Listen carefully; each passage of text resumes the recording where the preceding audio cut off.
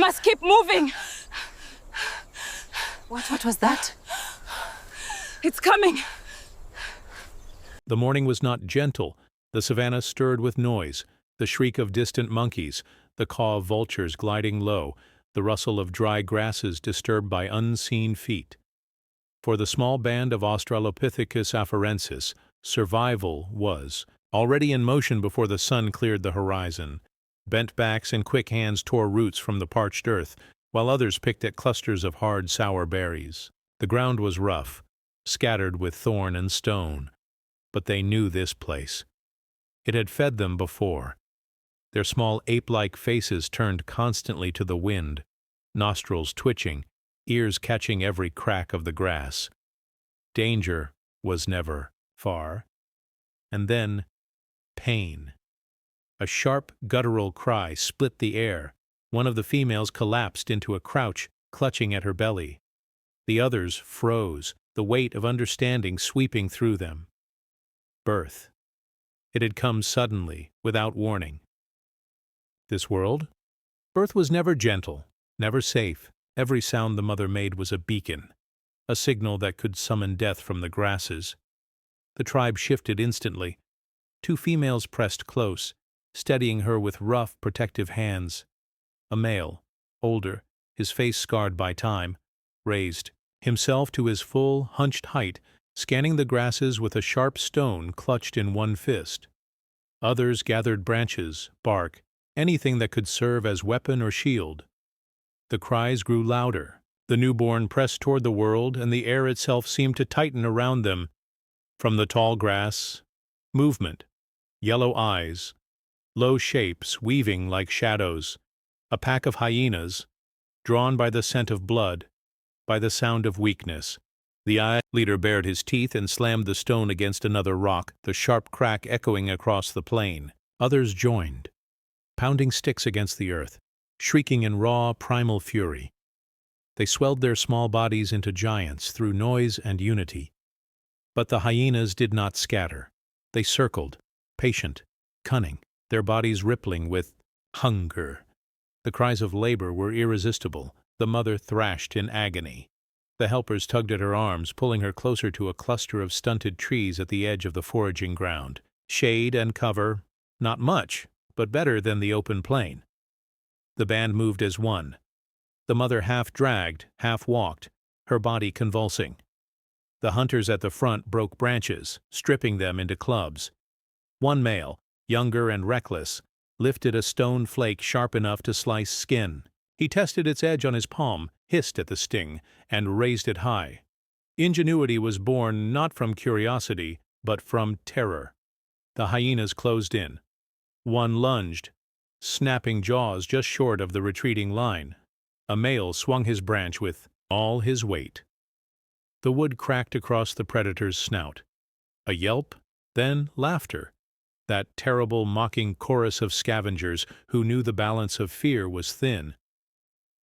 The mother collapsed beneath the trees. Blood soaked the dust beneath her, mixing with the sweat that streaked her face.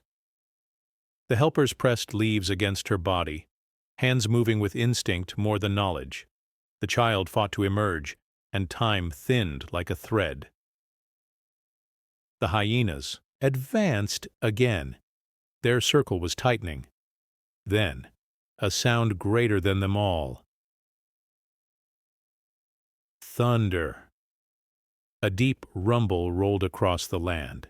The sky, once pale and cloudless, darkened as if a great hand had spread ash across it. The wind shifted, hot, sharp, carrying the scent of rain and storm. The predators faltered. For an instant, the band had space, and in that instant, life itself arrived.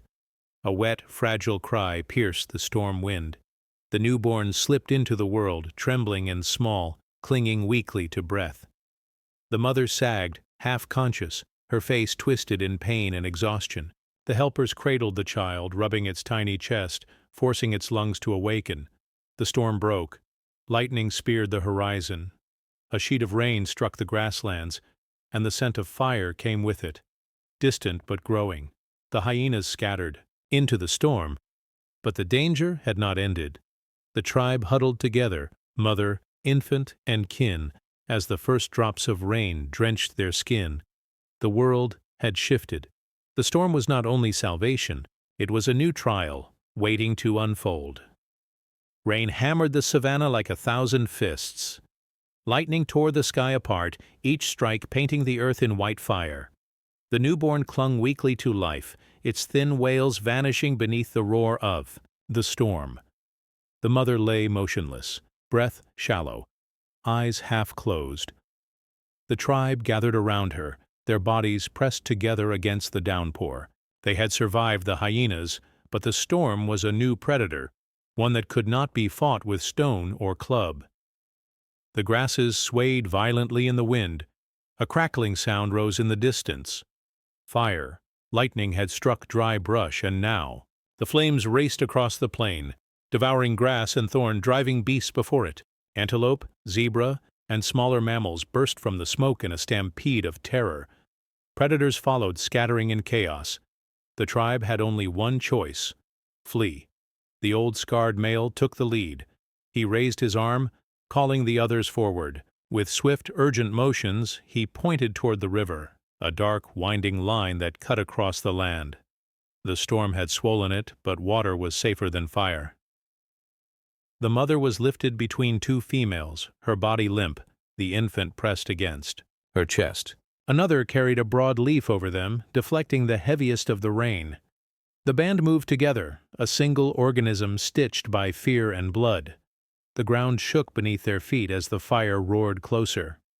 Embers whirled in the air, carried by the storm's breath. Smoke clawed into their throats, choking, burning. The tribe coughed, but they did not stop. Ahead the river waited.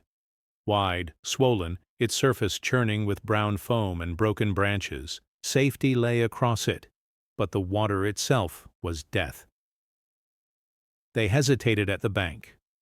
The current snarled, ready to seize them, and beneath its surface, danger moved. Yellow eyes, half submerged, glided toward the shore. Crocodiles.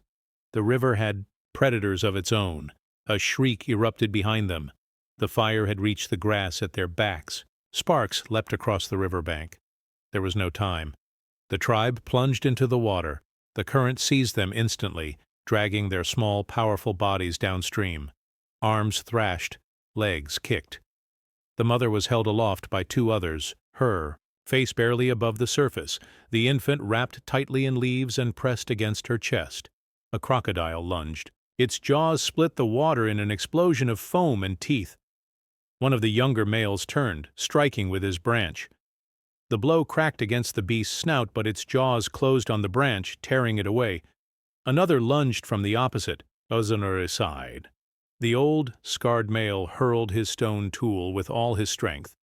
The sharpened edge split the crocodile's eye, and the beast recoiled in rage. But more were coming. The tribe kicked furiously, driving themselves toward the far bank. Branches and roots hung low, salvation if they could reach them. The mother's head sank once, twice, as her carriers faltered under the current.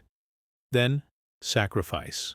The youngest male, reckless, unscarred, the one who had first cut his palm with the sharp flake, turned back. He splashed violently, shrieking, slamming his fists against the water. His body became a lure, a moving beacon of prey. The crocodiles turned toward him. He fought, striking with fists and broken branch, but the river swallowed him in a storm of thrashing tails and red water. His cries vanished beneath the thunder. The rest of the band surged forward, pulling the mother and child to the far bank. Hands clutched roots, hauled bodies from the current. One by one they collapsed onto the mud, chests heaving, eyes wide, with exhaustion. The fire raged behind them, but the river marked its boundary.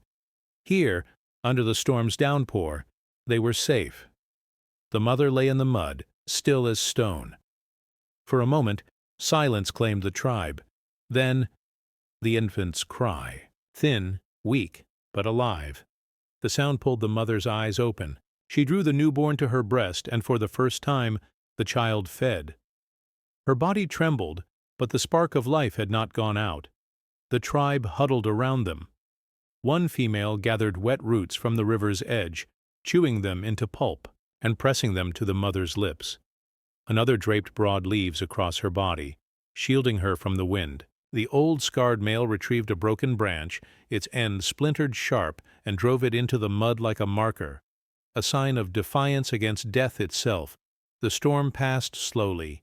Clouds broke, revealing a sky washed clean by rain. The smoke thinned, curling into the horizon. Ash and silence lay where the fire had raged. But here, across the river, the band endured. When the sun set, the tribe gathered close. They shared what food they had saved: roots, berries, scraps of scavenged meat, placing small pieces into the mother's hands as if offering tribute. She ate, slowly, and with each bite her strength returned. The infant nursed again, its cries softening into breath. Around it the band pressed closer, their warmth and touch forming a living wall. In this fragile circle, life had survived. The sacrifice of one had secured the survival of many. His memory lingered in the silence, carried not by words, but by instinct, by the pull of kinship older than language. The fire had passed. The river still flowed. The storm had broken. And in the arms of its mother, a new child of the Savanna lived, the fragile thread of a future yet to come.